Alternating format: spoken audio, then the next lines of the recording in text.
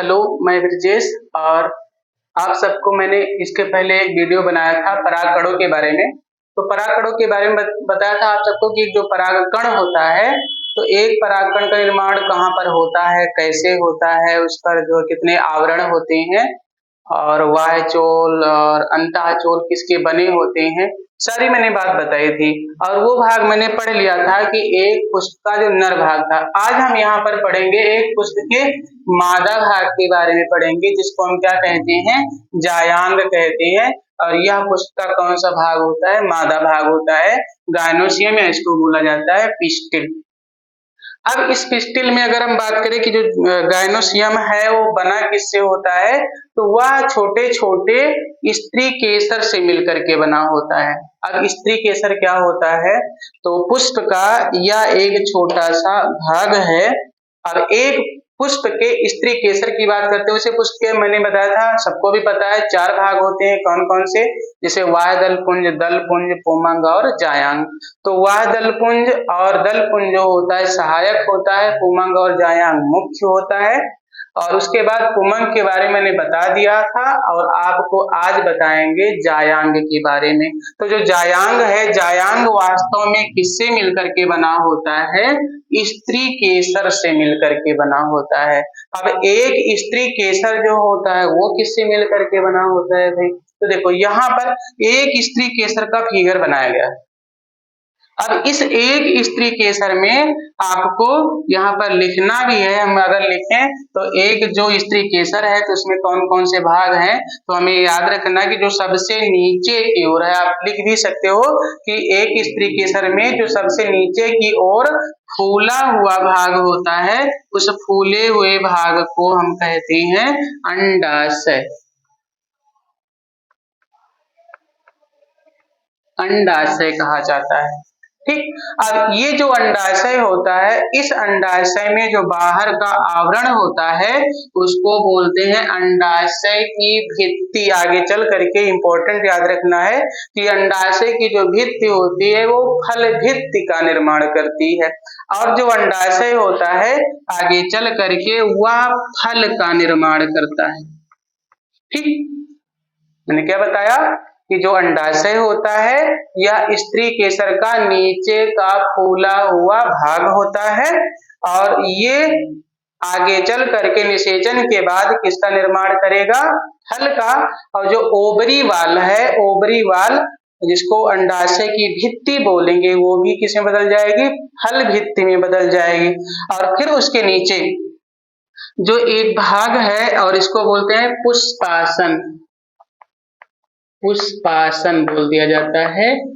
और ये भी फल के निर्माण में भाग लेता है, लेकिन सब में नहीं, किसी किसी में भाग लेता है। तो कभी कभी क्वेश्चन भी पूछ लिया जाता है कि आप कोई ऐसे फल का नाम बताओ कि जिसमें पुष्पासन भी भाग ले ले, तो ऐसे फल को हम असत्य फल कहेंगे, ठीक। तो याद रखना है कि जब फल का निर्माण किससे हो, अंडाशय से हो, तो ऐसे फल को क्या कहेंगे, सत्य फल कहते हैं। और जब फल के निर्माण में पुष्पासन भी भाग ले ले, मुख्य रूप से पुष्पासन नहीं तो और भी हो सकता है, वाह्य दलपुंज भी हो सकता है, दलपुंज भी हो सकता है, तो ऐसे फल को हम बोलते हैं असत्य फल। बहुत इंपॉर्टेंट क्वेश्चन होता है। अब उसके बाद हम इस अंडाशय के ऊपर चलते हैं, तो इस अंडाशय के ऊपर ये वाला जो भाग होता है, इस भाग को हम कहते हैं वर्तिका,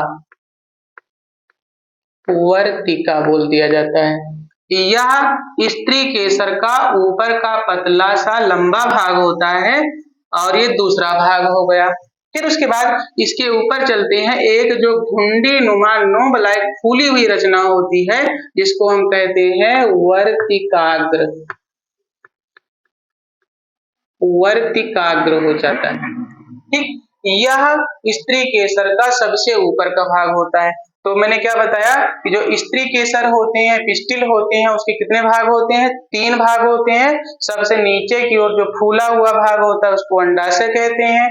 उसके ऊपर जो पतली सी लंबी सी नलिका दिख रही है उसको बोलते हैं वर्तिका, और जो इसके ऊपर होता है उसको बोलते हैं वर्तिकाग्र, स्टिग्मा।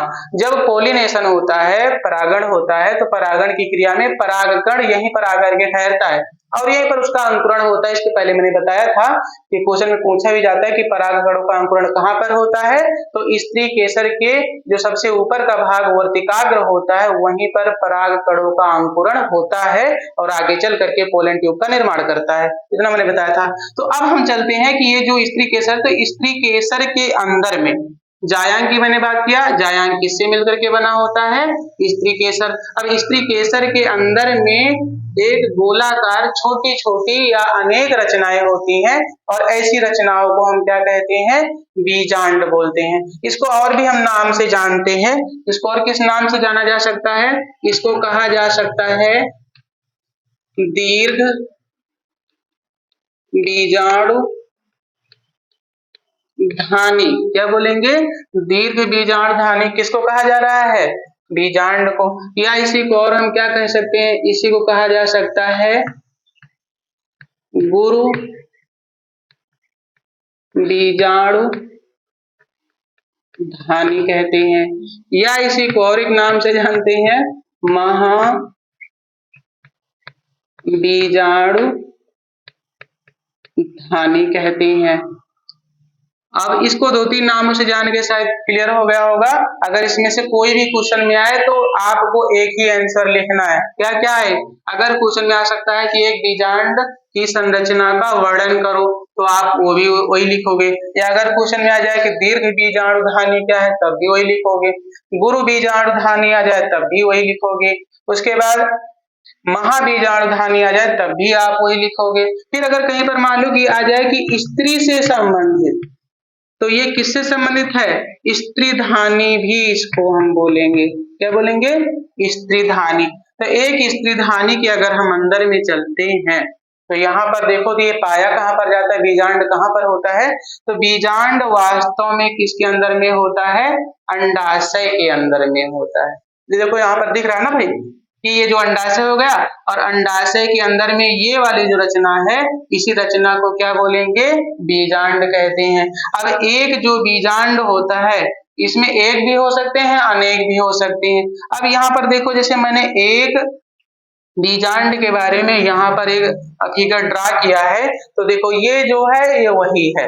इसके बारे में यहाँ पर छोटा सा दिख रहा है, यहाँ पर उसके बारे में अच्छे से बताया गया है। इसके बारे में जो चित्र दिखाया गया है, अभी इसके बारे में एक एक करके हम चर्चा करते हैं कि कौन सा भाग क्या होता है और क्या निर्माण करता है। तो शायद थोड़ा बहुत हम फिर से देख लेते हैं कि हुआ क्या भाई। मैंने क्या बताया कि जो जायांग होता है, जायांग किससे बना है, स्त्री केसर। स्त्री केसर तीन भागों से मिलकर के बना है। सबसे नीचे की ओर क्या होता है, अंडाशय, इसके ऊपर क्या होता है, वर्तिका, और जो सबसे ऊपर होता है वो होता है वर्तिकाग्र। जब हम अंडाशय के अंदर में जाते हैं तो अंडाशय के अंदर में छोटी छोटी अनेक गोलाकार या अंडाकार रचनाएं होती हैं। ऐसी रचनाओं को बीजांड कहते हैं। अब एक जो बीजांड होता है, यहाँ पर एक बीजांड ये दिखाया गया है। अब यहाँ पर हम एक एक करके चर्चा करते हैं कि कौन सा भाग कहाँ पर होता है। तो सबसे पहले भाई यहाँ पर बात किया जा रहा है नीचे की ओर देखो। तो सबसे पहले बात किया जाए इसके बीजांड सन की, तो बीजांड सन से या हम कह सकते हैं, और ये वाला भाग क्या है, बीजांड बिंदु होता है। तो जहां पर लिखा जाए या लिख भी सकते हो अपने आप कि बीजांड में या अंडाशय में,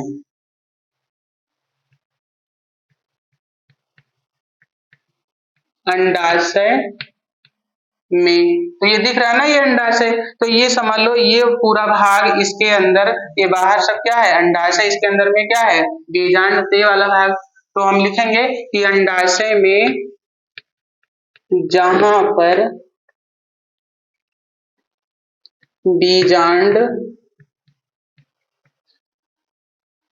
जुड़ा होता है, जुड़ा होता है, उसे बीजांड सन, बीजांड सन क्या है, प्लेसेंटा, बीजांड सन कहते हैं। अब इसका काम क्या है भाई, इसका काम होता है कि यहां से ये ऊर्जा को लेकर के, ऊर्जा क्या होता है, जल है, खनिज है अनेक प्रकार के न्यूट्रिएंट्स हैं, पोषक तत्व होता है, तो ये पेड़ पौधों से यहाँ से ग्रहण करके इसको देता है। धीरे धीरे क्या होते हैं, ये परिपक्व होते हैं, इनका विकास होता है, साइज में आकार में बड़े होते हैं, ताकि इसमें अनेक प्रकार की क्रियाएं हो सके। तो यहाँ पर हमें याद रखना है कि बीजांडसन का काम क्या होता है कि यह पौधों के पुष्प में से ऊर्जा प्राप्त करता है। इसको नोट कर लेना। सबसे पहले मैंने बात किसकी किया, बीजांडसन की। बीजांडसन कहाँ पर है, अंडाशय में जहां पर बीजांड जुड़ा होता है उसे बीजांडसन कहते हैं। या पौधों के पुष्प में से क्या करता है, ऊर्जा को प्राप्त करता है। चलो अब हम नेक्स्ट चलते हैं कि किसकी बात किया जा रहा है, बीजांड वृंत की बात करते हैं। नेक्स्ट पॉइंट डाल देना है बीजांड वृंत। अब बीजांड वृंत भाई किसकी बात कर रहे हैं, ये वाला। तो बीजांड में ये पूरी रचना क्या है, बीजांड। तो बीजांड में नीचे की ओर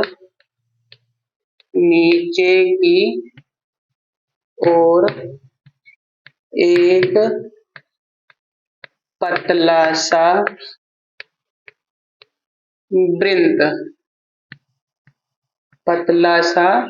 वृंत होता है, उसे बीजांड वृंत कहते हैं। ठीक, तो ये क्या है, बीजांड हो गया। और बीजांड में कहां पर, ये नीचे की ओर, नीचे ही हुआ ना भाई, तो नीचे की ओर एक पतला सा क्या है, वृंत है। नीचे की जो पतला सा वृंत होता है इसे ही क्या कहते हैं, बीजांड वृंत कहते हैं। Are you sure. अब आगे बढ़ते हैं। नेक्स्ट है नाभिका, बहुत इंपॉर्टेंट, और यहाँ से क्वेश्चन भी खूब पूछा जाता है कि नाभिका क्या है भाई। तो नाभिका क्या होती है, नेक्स्ट डालना है हमको नाभिका के बारे में। हाइलम, नाभिका, ये बहुत इंपॉर्टेंट क्वेश्चन है और बोर्ड परीक्षा में आया भी क्वेश्चन है। तो इसको हम क्या बोलेंगे कि जहां पर कौन, बीजांड वृंत, जहां पर बीजांड वृंत और ये पूरा क्या है, बीजांड, जहां पर बीजांड वृंत और बीजांड जुड़ा होता है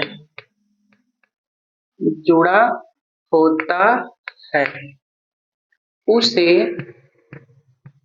क्या बोलेंगे, नाभिका। उसे नाभिका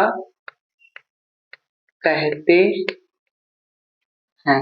कंफ्यूज नहीं होना है। अब जैसे मान लो भाई नहीं समझ में आ रहा है, इधर देखो, जैसे इसको आप समझ लो बीजांड, ठीक, बीजांड समझ लो, और इस वाले को क्या समझ लो, बीजांड वृंत समझ लो। तो ये जो कलाई है, इस कलाई को आपको क्या समझना है, नाभिका समझ लो। तो ये जो मेरी कलाई है, कलाई क्या काम कर रही है, इसको और इसको जोड़ने का काम करती है ना। तो सेम वैसे यहाँ पर ये जो नाभिका समझ लो, तो नाभिका किसको जोड़ रही है, इस बीजांड को और इस बीजांड वृंत को जोड़ने का काम करती है। शायद समझ में आ गया होगा हम किसकी बात कर रहे हैं, नाभिका की। तो ये देखो, ये जैसे समझ लो कलाई, तो कलाई का जो नीचे का है हाथ समझ लो, इसको ये वाला भाग समझ लो, और ये वाला जो कलाई समझ लो। तो इसको और इसको जोड़ने का काम कौन कर रहा है, नाभिका। ये क्वेश्चन में खूब पूछा गया है, तो इम्पोर्टेंट है, तो इसको अंडरलाइन भी कर लेना। क्लियर हुआ।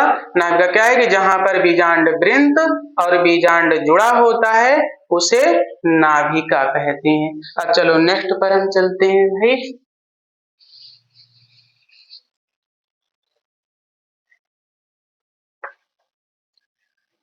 नेक्स्ट है सबसे ऊपर, तब हम नीचे की ओर आ रहे हैं। अब इधर देख लेते हैं, चलो यहीं पर देख लेते हैं अध्या आवरण क्या है। अध्या आवरण एंटूगमेंट्स। तो अध्या आवरण क्या है, तो यहाँ पर याद रखना है कि इसके अंदर में जो मृद ऊतक कोशिकाओं की संख्याओं में मृद ऊतक कोशिकाएं पाई जाती हैं उसको हम क्या कहते हैं, बीजांड काय कहते हैं। ये चारों तरफ देखो यहाँ पर क्या दिख रहा है, बीजांड काय। तो यहाँ पर हमें लिखना है कि बीजांड काय, बीजांड काय को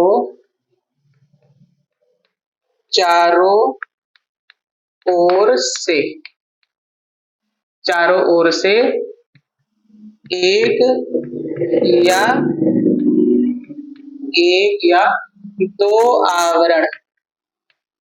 एक या दो आवरण घेरे रहते हैं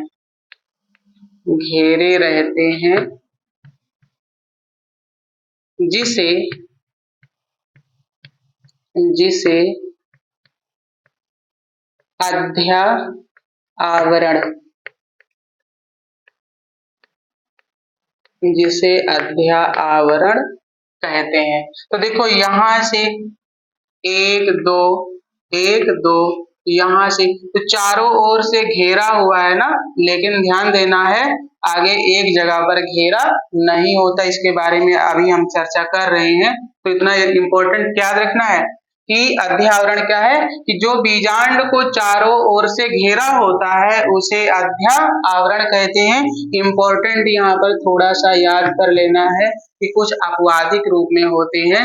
अगर किसी पर एक आवरण होता है तो याद रखना है कि किसी में या किसी ना लिख करके डायरेक्ट हम लिख देते हैं कि जैसे एक है चंदन और लोरेंथस,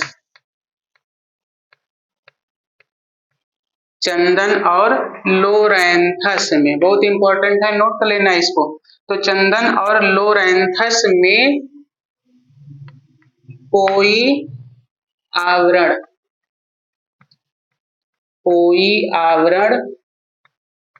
नहीं होता।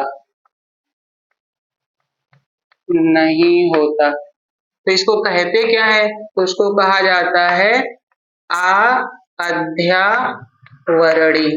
अध्यावरणी इसको कहते हैं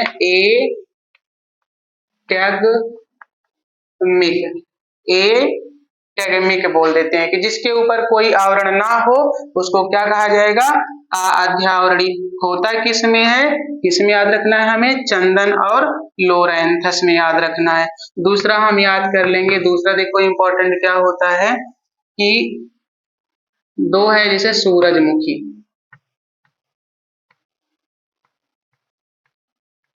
सूरजमुखी और एक याद कर लो गेंदा में। तो सूरजमुखी और गेंदा में एक आवरण होते हैं, एक अध्या आवरण होते हैं, अध्या आवरण होते हैं। तो इसमें कितने आवरण होंगे, जैसे देखो यहाँ पर दो दिख रहा है, एक ये वाला। लेकिन अगर हम सूरजमुखी और गेंदा के जो बीजांड की बात करते हैं उसके ऊपर जो आवरण होता है वो कितना आवरण होता है, एक आवरण होता है। तो उसको क्या कहा जाता है, उसको कहा जाता है एक अध्या आवरणी। इसको बोलते हैं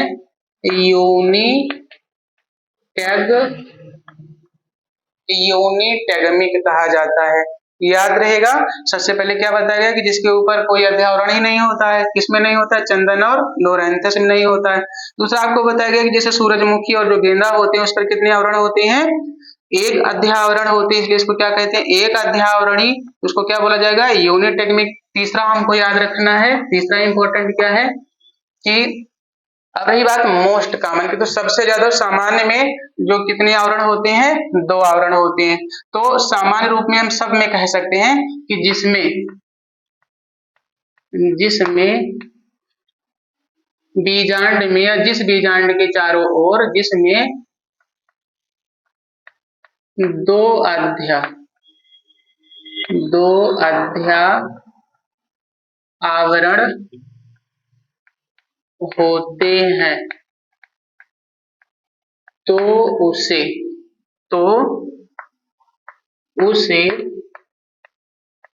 द्वि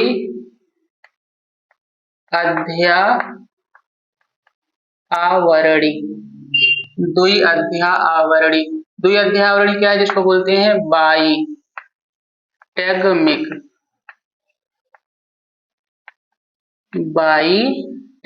कहा जाता है। ये क्या होता है, इसको याद रखना है, ये कैसा होता है, मोस्ट कॉमन होता है। मोस्ट कॉमन सबसे सामान्य होता है कि जिसके बीजांड के चारों ओर कितना आवरण होता है, 2 आवरण होता है। शायद समझ में आ गया होगा अध्यावरण। अब अगर रही बात कि जिस पर 2 अध्यावरण हो तो उसको बाहर वाला और फिर क्या हुआ, अंदर वाला। अब देखो जैसे यहाँ पर है ये, तो ये क्या हो गया, बाहर का, और कौन सा हो गया, अंदर का हो जाता है। तो बाहर वाला क्या हो जाएगा, जिसको बोलेंगे बाह्य अध्या आवरण, और जो अंदर वाला होगा उसको क्या बोलेंगे, अंतः अध्या आवरण। क्लियर। आगे बढ़ते हैं। अब उसके बाद हम चलते हैं निभाग पर चलते हैं। निभाग में क्या होते हैं, निभाग बहुत इंपॉर्टेंट होता है और इसको नोट कर लेना आप सभी, फिर आगे बढ़ते हैं। चलो नेक्स्ट देखते हैं।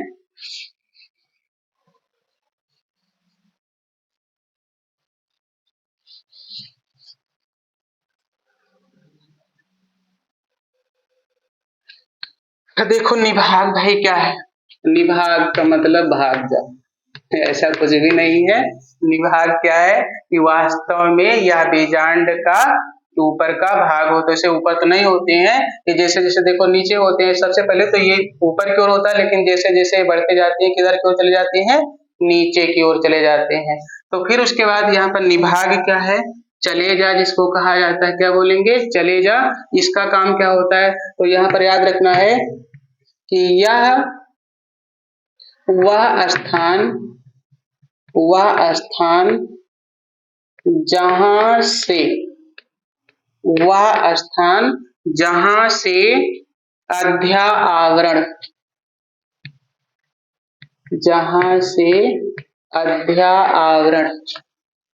की उत्पत्ति, ठीक, ये इंपॉर्टेंट है कि वह स्थान जहां से किसकी उत्पत्ति हो रही है, इस अध्या आवरण की उत्पत्ति होती है।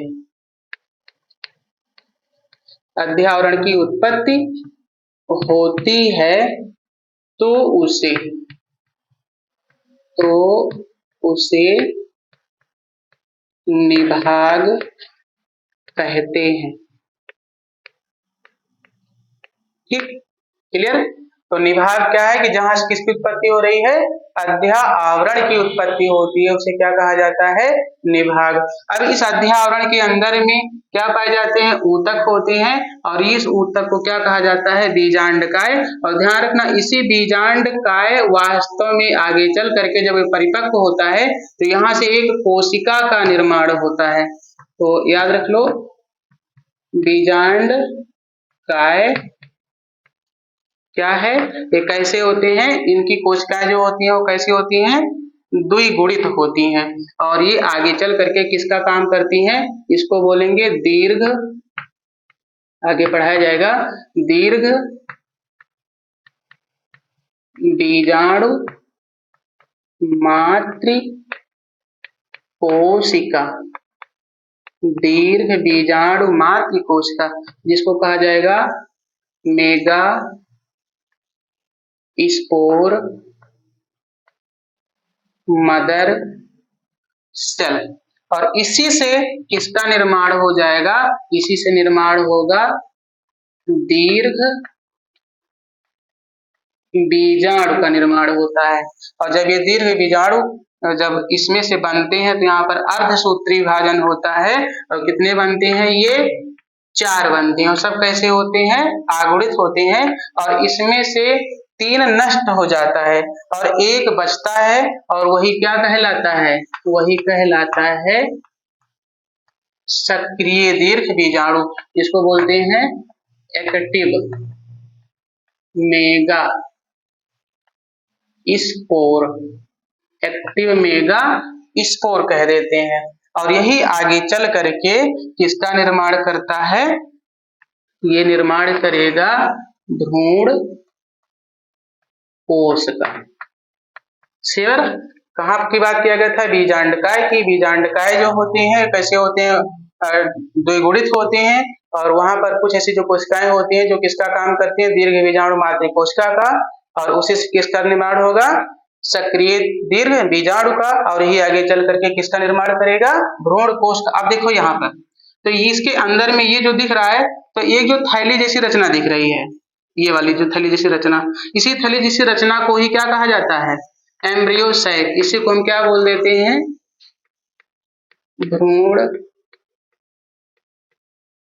भ्रूण कोश इसी को कहते हैं ये वाला। इसके बारे में आगे बताया जाएगा। अब उसके बाद थोड़ा सा और चलते हैं इसके अंदर में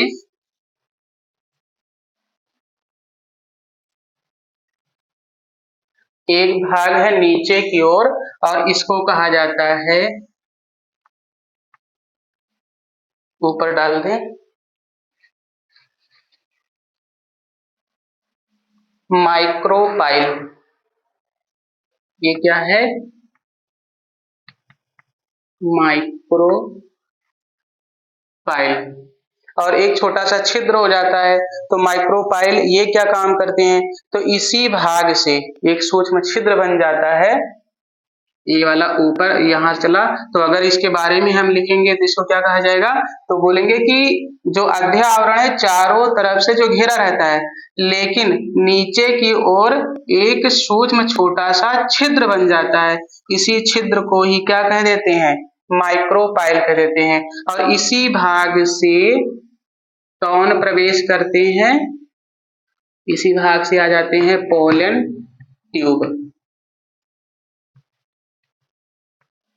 पोलन ट्यूब जिसको क्या कहते हैं पराग नली बोलते हैं। ठीक तो कितने भाग हो गए एक बीजांड के 3 4 5 भाग हो गए। तो मैंने क्या बताया कि ये क्या है एक बीजांड की संरचना है। पेपर में खूब पूछा जाता है कि जो संरचना होती है इसके बारे में आप सचित्र वर्णन करो और खूब जो है क्वेश्चन में पूछते हैं और हर साल ये जो है क्वेश्चन में आता रहता है। तो देखो यहाँ पर मैंने क्या बताया कि जो सबसे पहला होता है क्या है जायांग और वो जायांग किससे बना स्त्री केसर से। स्त्री केसर में एक थैली जैसी इसके अंदर में गोल सा रचना होती है जिसको हम कहते हैं बीजांड। यहाँ पर बीजांड में आपको बताया गया कि सबसे पहला क्या है कि जो अंडाशय से छोटे से बिंद के द्वारा जुड़ा होता है जिसको बोलते हैं बीजांड सन। इसके ऊपर जो रचना होती है इसको बोलते हैं बीजांड वृंत और बीजांड वृंत और बीजांड जहां से जुड़ा होता है इसको कहते हैं निभाग और निभाग जो होता है वो आगे चल करके यहाँ से कनेक्ट हो जाता है ये भी ऊर्जा देने का काम करता है। फिर उसके बाद आपको ऊपर बताया गया जो निभाग है तो निभाग कैसे होते हैं कि यहीं से किसकी उत्पत्ति होती है अध्या आवरण की उत्पत्ति होती है और कुछ ऐसे होते हैं जिसके ऊपर कोई आवरण नहीं होता है कुछ होते हैं उसके ऊपर एक होते हैं कुछ ऐसे होते हैं उसके ऊपर 2 होते हैं। मोस्ट कॉमन सबसे ज्यादा कैसे होते हैं 2 अध्या आवरण वाले होते हैं और इसी के अंदर में जो बीजांड है इसी के अंदर में एक जो थैली जैसी रचना होती है जिसको हम क्या कहते हैं भ्रूण कोश कहते हैं। और यहाँ पर ये जो पूरी रचना हो गई और इस पूरी रचना में इसको कह देते हैं बीजांड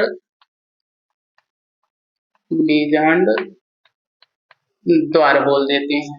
ठीक तो ये पूरा क्या है एक बीजांड की संरचना है इसको आप देखना और आगे इसके बाद एक वीडियो और बनाएंगे तब जाकर के इसमें जो एक पराग जो ये जो थैली जैसी रचना है इसमें मादा युग्मकोद्भिद होंगे और इसी से क्या होगा नर युग्मक और मादा युग्मकोद जो युग्मक होंगे उसी का होगा निषेचन। आगे की जो स्टोरी होगी कहानी होगी वो उसको नेक्स्ट वीडियो में बताएंगे। इसको आप सभी देखना और नहीं समझ में आता है तो फिर से एक बार देखना शायद समझ में आ जाएगा। मैंने कोशिश किया है कि बहुत सिंपल वे में आपको बताने की कोशिश किया है तो देखना इसको। Bye bye take care.